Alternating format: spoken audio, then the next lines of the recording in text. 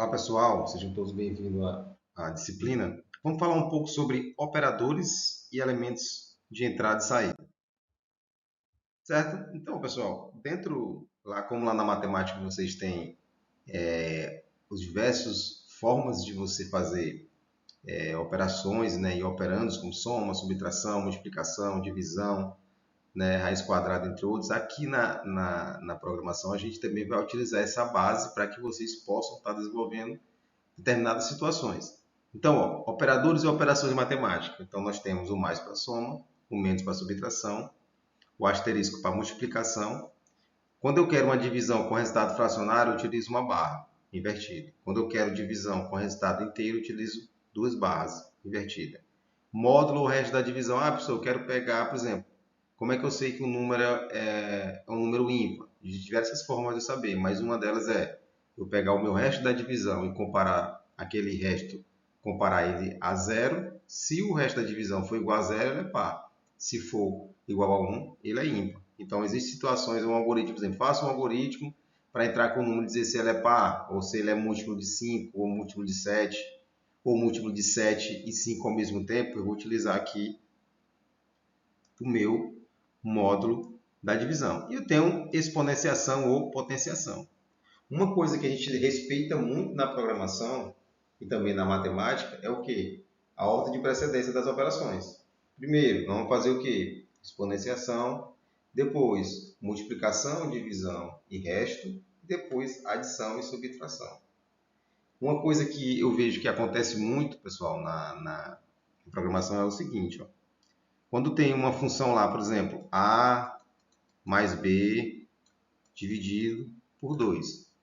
Aqui está lá na atividade assim, né? Só que o computador ele não vai entender assim. A gente tem que fazer o quê? O que é que eu quero? O que eu quero essa operação? Essa operação eu vou somar A e B e dividir por 2. Então, a forma de eu representar ela aqui no algoritmo é o quê? Abro parênteses e vou lá. A mais B e divido, fecho parênteses, né? E divido por 2. Aqui é a forma correta. Muitos alunos fazem o seguinte, ó. A mais B e divide por 2. Está errado? Tá. Por quê? O que ele vai fazer aqui? Ele vai pegar o B, dividir com 2 e depois somar com A. Por quê? Porque aqui ele está usando a ordem de procedência, a ordem de prioridade. Não é isso? Então, a gente tem que ter cuidado quando for representar isso algoritmicamente falando. Então, operadores relacionais. Quais são os operadores relacionais suportados em Python? Nós temos a igualdade, maior que, menor que, o diferente, maior ou igual e menor ou igual. Os resultados de uma comparação com esses operadores é um valor do tipo lógico. O que é? Se eu quero fazer uma comparação, média maior ou igual a 7 e média menor do que 10, vai resultar em um determinado valor. Esse resultado aqui é um valor, ou ele vai trazer verdadeiro ou ele vai trazer falso. O exemplo aqui, nota igual a 8, média igual a 7. O que ele vai fazer aqui, nota é quanto? 8. Média é igual a 7. Nota é maior do que média? Sim. Então aqui é um valor do tipo verdadeiro. Operadores lógicos. O Python suporta até 3 operadores lógicos. Suporta 3 operadores básicos, né? Isso que é o NOT, o AND e o OR.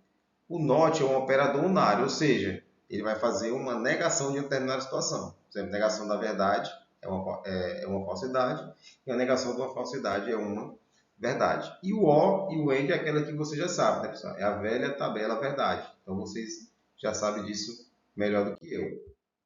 Então, expressões lógicas. Eu posso também estar resolvendo expressões lógicas complexas. Por exemplo, aqui, ou simples, mas nós temos aqui, operações lógicas pode ser combinada com operandos lógicos, ele pode ser combinados com operações lógicas. Quando se avalia uma expressão, eu sempre vou respeitar aqui as ordens de precedência. Então, primeiro, estou trabalhando com uma expressão. Primeiro eu vou olhar o NOT, depois o AND e depois o OR. Então, aqui o que eu faço? Eu tenho true ou false e não true, not true, né? O que eu vou fazer primeiro? Eu vou fazer essa operação aqui. A negação de uma verdade é uma falsidade. Qual é o próximo operando que eu tenho que resolver? O AND. Então, true ou falso, e falso é uma falsidade. O i só vai ser verdade quando for duas, uma verdade e outra verdade. Qualquer outro valor negativo vai ser falso. Então, ó, retornou aqui falso, então true ou falso é true. Beleza, pessoal? Então, vou falar um pouco sobre entrada e saída. Então, no algoritmo, eu sempre vou ter uma forma de entrar com o dado e sempre vou ter uma forma de apresentar aquele valor para o usuário. Por exemplo, eu quero que faça um algoritmo para somar dois números. Então, eu tenho que entrar com dois números, fazer aquela operação de soma e depois mostrar aquele valor para o usuário. Não é isso? Então, se eu quero entrar com o dado, eu utilizo um comando do tipo input. O que é que esse input vai fazer? Ele vai pegar aquele dado e ler aquele dado, certo? Então, ó, é o momento em que o programa recebe dados ou valores para um dispositivo de entrada de dados ou um arquivo. Então, a função input é utilizada para solicitar dados do usuário. Recebe um parâmetro, que é a mensagem exibida, e retorna o valor digitado pelo usuário.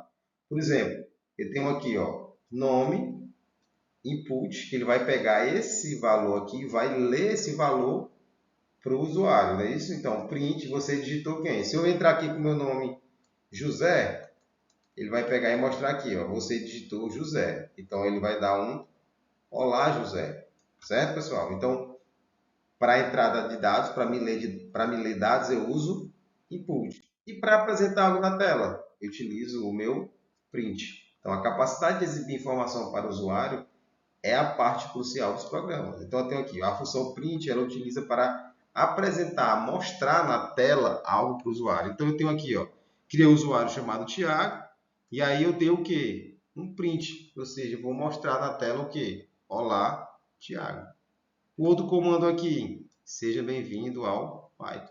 Então, pessoal, nessas últimas aulas aí a gente falou sobre fundamentos de programação, para vocês saberem a base da lógica, por que usar uma lógica. Depois a gente falou um pouco sobre variáveis e tipo de dados.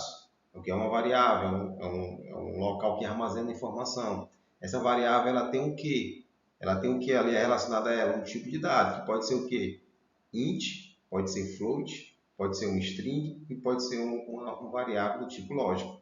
Não é isso? Então, todos esses dados aqui a gente vai usar com o quê? Com os operadores, com os elementos de entrada e saída. Eu quero apresentar, receber algo, eu utilizo o input. Eu quero mostrar algo na tela, eu utilizo o print. Então, esses elementos que a gente utiliza aí na programação vai ser importante quando vocês estiverem fazendo os primeiros algoritmos de vocês, certo?